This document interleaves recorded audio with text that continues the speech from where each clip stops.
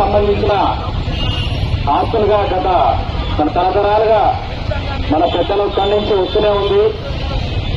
పెద్దల ఆస్తిగా దాన్ని మనమందరూ వాడుకుంటుంటాం. మద్రసాలకు, మసీదులకు ఇలాంటి దాన్ని కూటమి ప్రభుత్వం ఒక దురాలోచనతో, దుష్ట ఆలోచనతో ముస్లింలను అరికట్టాలనే ఉద్దేశంతో వాళ్ళు చేపట్టిన ఈ కార్యక్రమాన్ని, ఈ బిల్లును వ్యతిరేకిస్తున్న పార్లమెంట్ కూడా మా వైఎస్ఆర్ కాంగ్రెస్ పార్టీ తరఫున కూడా మా వైఎస్ జగన్మోహన్ రెడ్డి గారు కూడా తీవ్రంగా వ్యతిరేకించి వాళ్ళ ఎంపీలతో మన వక్ఫ్ బిల్లుకు మద్దతు తెలపడం జరిగింది.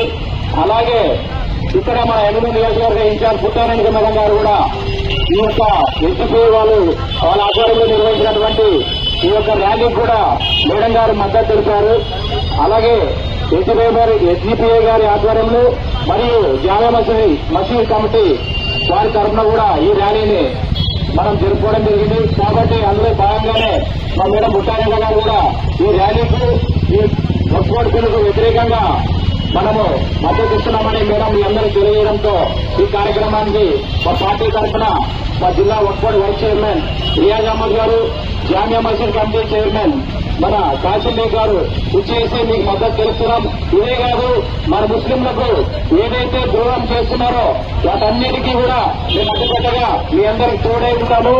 మన ముస్లింల కొరకు ఏ రోజైనా మీరు అర్ధరాత్రి ఫోన్ చేసినా కూడా మీ అందరూ తెలియజేస్తున్నా, ఎప్పుడైనా మేము రెస్పాండ్ అయ్యి మేము ముందుంటామని ఈ సభాముఖంగా మీకు తెలియజేసే అవకాశం ఇచ్చిన పెద్దలందరూ ధన్యవాదాలు తెలుసుకుంటున్నాం.